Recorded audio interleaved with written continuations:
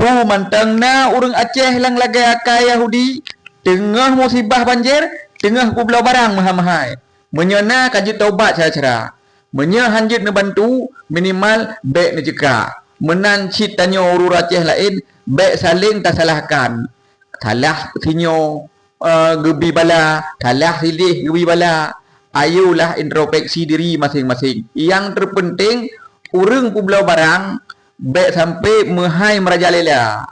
Sayang tu. Ni ingat musibahnya kan urang-urang kaya yang kadang-kadang nak sombong, mereka. Waktu kecok dah Allah tiba-tiba motor mewah, Honda dah lagak. Tiba-tiba kecok, nyo peringatan. Jadi baik kami tapeng waktu rung syarat tu yang tengah musibah. Menyena kajian taubat. Lu rasa nali, tam laki baik nali. Hang tu pegah cara. Tak bantu pupu yang jut, yang hanjut tak bantu baik kacika. Nyan takai rilung.